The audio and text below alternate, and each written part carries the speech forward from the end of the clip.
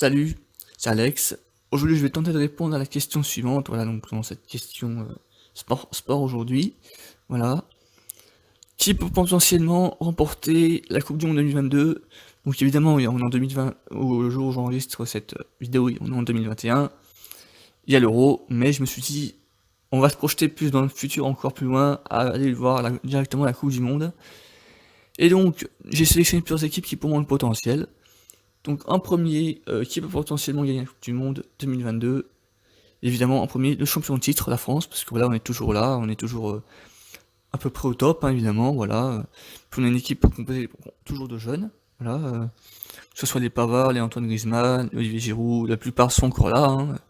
La plupart sont encore là. L'équipe, bon, il y a eu un petit turnover sur certains postes, voilà, évidemment. Mais l'équipe est toujours au top à peu près, on est champion de titre, et puis évidemment, on va faire partie des favoris. Voilà, et puis est-ce qu'on fera un doublé? Ça reste à voir, mais voilà, l'équipe, je pense qu'on a quand même les moyens d'aller au moins encore jusqu'en quart ou en demi quand même, voilà. La France fait partie des favoris. En deuxième favori pour moi, l'Argentine, voilà, parce que bon, forcément, il y a Lionel Messi, il y a le Toro Martinez, il y a Sergio Aguero, il y a Di Maria, l'équipe quand même, enfin, les joueurs, on va dire, les joueurs en eux-mêmes évoluent très bien dans leur club la plupart, et je pense qu'ils peuvent encore faire un joli coup, encore en Coupe du Monde, voilà, aller encore loin. Bon, souvenez-vous, de 2018, c'était nous qui les avons sortis en plus. Donc à voir si on n'y croise pas forcément, éventuellement, on verra bien. Voilà. Troisième équipe qui peut potentiellement gagner cette Coupe du Monde, la Belgique, voilà, qui est demi-finaliste en 2018, voilà. Les joueurs eux-mêmes évoluent très bien, que ce soit, par contre, sauf hasard, évidemment, au Real Madrid qui est un peu dans la mousse actuellement. La Belgique, voilà, de Eden Hazard, de Lukaku, de De Bruyne, voilà, ils sont la plupart des joueurs évoluent très bien dans leur club, donc je pense qu'il y a moyen qu'effectivement qu'on voie nos Diables Rouges aller très loin dans cette compétition, voilà. En quatrième, un autre demi-finaliste, l'Angleterre, voilà, parce que l'Angleterre évolue très bien aussi, voilà. L'Angleterre de Harry Kane, de Rashford, de Sterling, de voilà, il y a toute la team, tous les Lions Free, je crois que c'est ça leur nom si je me trompe pas. Voilà, toute l'équipe peut potentiellement pour moi finir encore dans le dernier carré. Voilà, il y a un très beau potentiel et je pense qu'on peut compter sur eux. Voilà. Maintenant, une autre équipe, forcément une équipe mythique de la Coupe du Monde, le Brésil. Pour moi, évidemment, une Coupe du Monde sans Brésil, c'est pas forcément une Coupe du Monde, bien que je sois pas fan forcément de tous les joueurs, hein, évidemment, voilà. Le Brésil de Neymar, de Coutinho, de Gabriel Jesus, voilà, forcément, il y a quand même un beau potentiel, hein, forcément.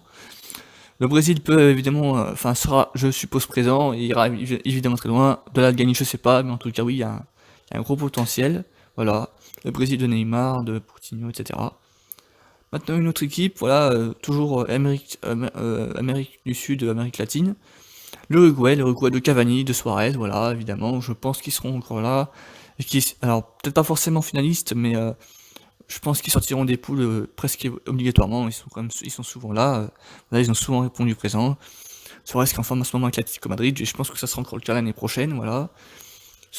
Cavani, à voir où est-ce qu'il sera, d'ici là, voilà. Voilà, en tout cas pour le voilà. Maintenant, prochaine équipe, ça c'est un peu une surprise pour moi parce que j'ai pas pensé forcément à la base, mais vu que c'est le retour d'Ibrahimovic, je me suis dit peut-être que la Suède, voilà, la Suède peut marquer le coup. C'est le retour d'Ibrahimovic, et puis ils ont un beau potentiel, voilà, que ce soit il y a des Suédois, voilà, beaucoup de Suédois, que ce soit dans l'Europe, hein, il y en a beaucoup, voilà, en général. Après, pas Zlatan, mais je sais plus exactement les noms en fait, mais voilà. Ouais, mais la Suède, pour moi, peut-être une surprise s'ils sont présents, voilà. Maintenant, la prochaine équipe, c'est la Croatie, voilà, finaliste, tout simplement, avec Luka Modric, Ivan Perisic, voilà, l'équipe évolue bien. Bon, un peu dans le mal en ce moment, à ce qui paraît un peu dans le mal en ce moment, mais je les vois quand même, peut-être, enfin, au moins être en groupe. Après, est-ce qu'ils seront dans les derniers cas, je sais pas. Mais en tout cas, ouais, ils seront, pour moi, présents, peut-être, enfin, dans la compétition. Voilà. La Croatie peut faire quelque chose de bien. Voilà. Avant-dernière équipe qui, pour moi, peut faire un coup, c'est l'Allemagne. Voilà, parce que l'Allemagne qui est sortie un peu honteusement en 2018 peut cette année faire un comeback et puis finir loin parce que voilà, ils ont quand même un gros potentiel, hein, quand tu regardes la même équipe. Hein. Il y a toujours Draxler, il y a Thomas Müller, mon dieu qu'il est fort avec le Bayern, voilà, le Neuer aussi avec le Bayern, voilà, voilà.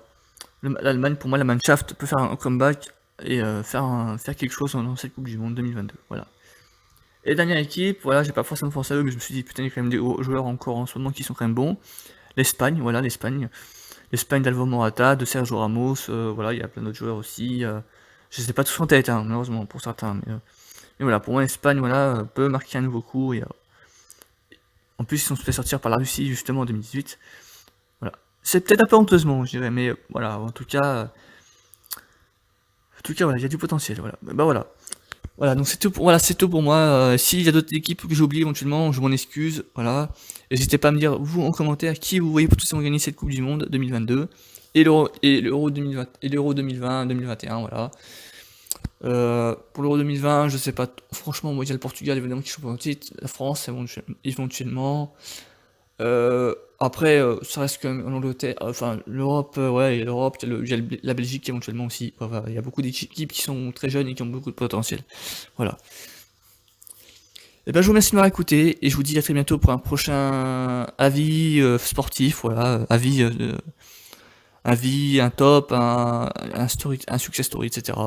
Je verrai ce que je ferai. Voilà. Merci, n'hésitez pas à liker, à partager cette vidéo, à me suivre.